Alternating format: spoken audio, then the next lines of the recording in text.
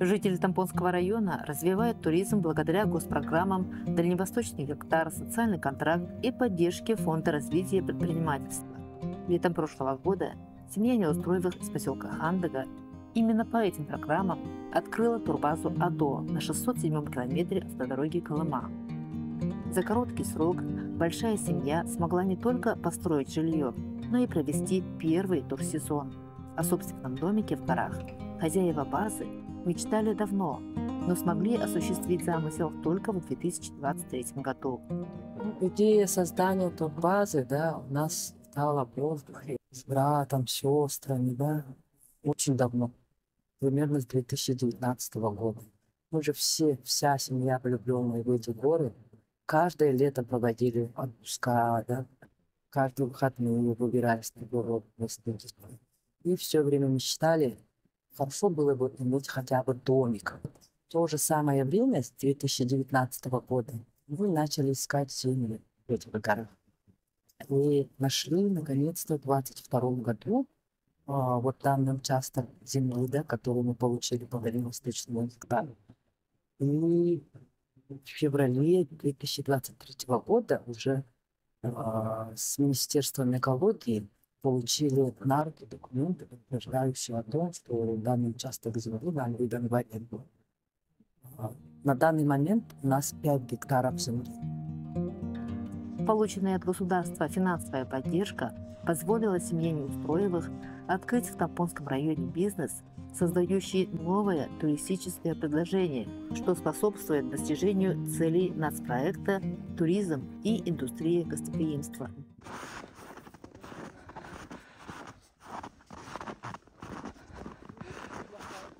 Во-первых, очень большой вклад, да, ощутимый прямо,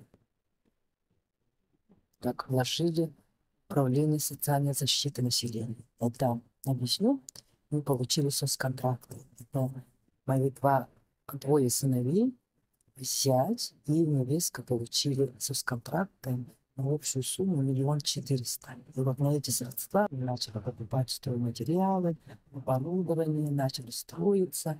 Потом мы получили еще средства заемные в Фонде развития предпринимательства. Я заложила свой частный дом с земельным участком и получила 3,5 миллиона. Вот эти все средства и собственные средства были вложены вот в это строительство. Строительство началось в мае 2023 года. Первое время семья жила в контейнере. Бригада из 5 человек сразу приступила к сооружению объектов. За первые недели были поставлены 5 больших палаток, летняя кухня, душевая, складские помещения. Затем очередь дошла и до оформления домиков. Семейная бригада каждую неделю возводила по одному гостевому дому и оборудовала всем необходимым. Все родственники, близкие, друзья работали, не покладая рук, чтобы в сжатые сроки успеть сделать максимальное количество работ для приема гостей. Ну, в принципе, сложностей мы особых не встретили, потому что у нас большая семья. И как организатор, она, получается, нас сплотила всех вместе, позвала, мы решили все вместе вот с семьей заняться этим. Плюс, конечно, приехали с Иркутска братья, сестры, получается, и как-то, в принципе, легко нам всем получилось, потому что с детства мы привыкли трудиться, у нас большая семья, и таскать бревна, доски и тому подобные, скажем так, не женские вещи. Ну, нам давалось легко, потому что ко всему этому уже привыкли.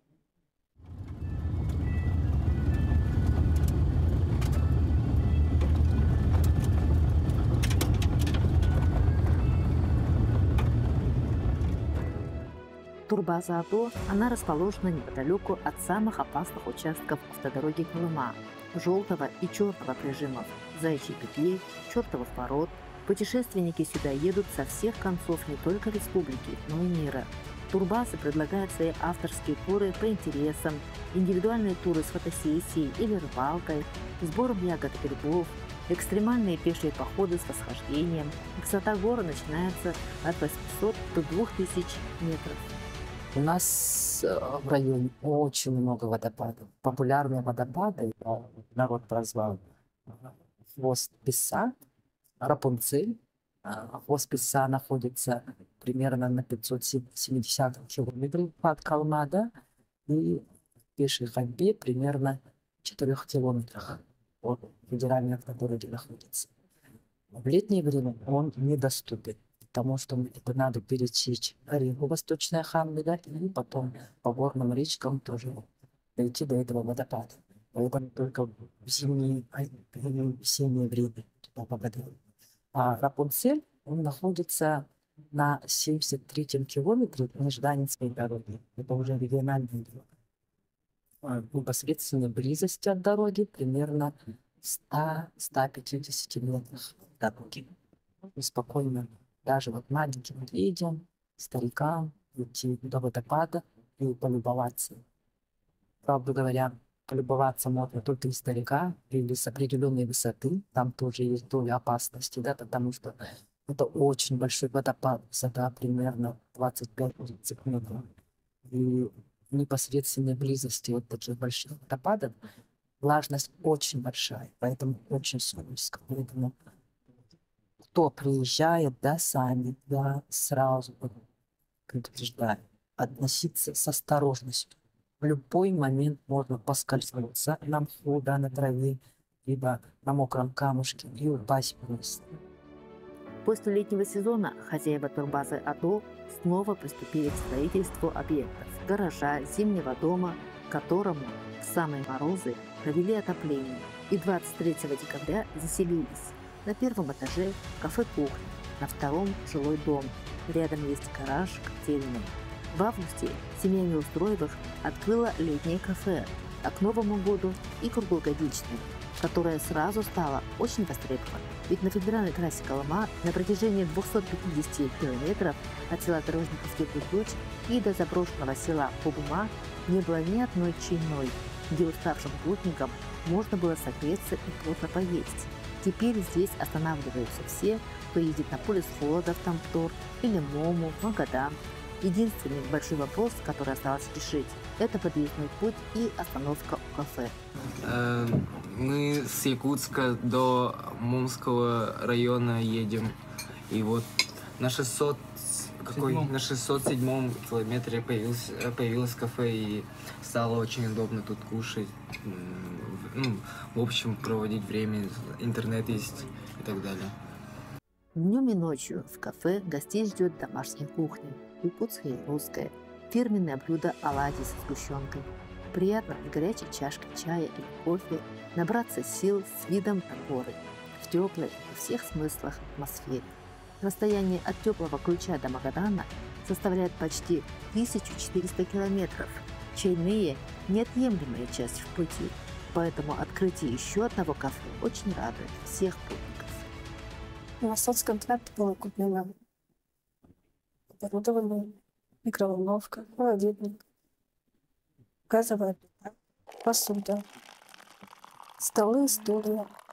Этим летом мы планируем строить теплицу, завести огород, завести куриц и лошадей.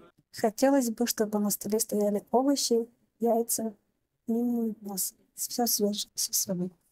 Потому что домашнее всегда вкуснее. В этом году ожидается еще больше наплыв туристов, поэтому семья Неустроевых планирует провести необходимые работы по благоустройству. Строительство теплых туалетов и душа, бани. Также будет расширена зона палаточного городка. Возведены еще 2 гостевых домика.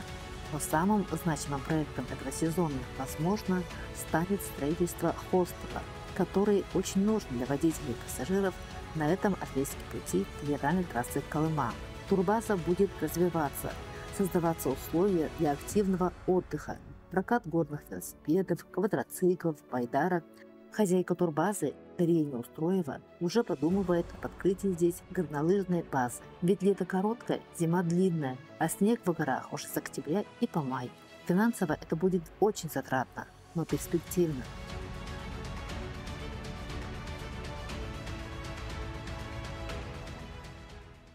Вообще, я чувствую и знаю, да, что потенциал именно Тамбонского района, да, в плане развития горного туризма, да, горнолыжного туризма очень высокий. Потому что это непосредственная близость, да, вот вся федеральная трасса проходит вот по этим Верхоянским горам. Поэтому я вижу очень большую перспективу. Потом еще вот есть понятие социальное предпринимательство. Да? Вот тем, кто является социальным предпринимателем, да, допустим, очень много льгот, да, в налоговом плане, да, в плане налоговых отчислений, субсидии, гранты отдельные тоже предусмотрены. И вообще даже не столько из-за этого, но в любом случае меня очень интересует вот это социальное предпринимательство. Потому что в будущем мы хотим открыть пансионаты для взрослых. Я не хочу говорить престарелых, потому что сейчас в любом случае люди станут долгожителями. Вот средний возраст все равно продлили, да? И я хочу, чтобы продлить людям возраст, да, сделать так, чтобы пожилые люди были заняты и востребованы. Я не хочу даже говорить пожилые. Это вот золотой возраст, серебряный возраст. С 60 лет наверняка начинается серебряный возраст. А с 70 лет это золотой возраст.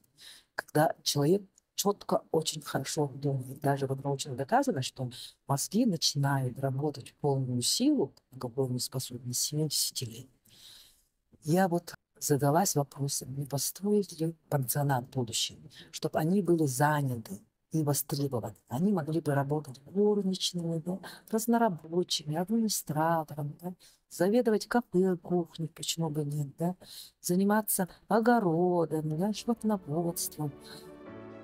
Турбаза АТО, открытая благодаря государственной поддержке, только начинает свой путь, но у которой есть все шансы стать успешным и узнаваемым брендом Тамбовского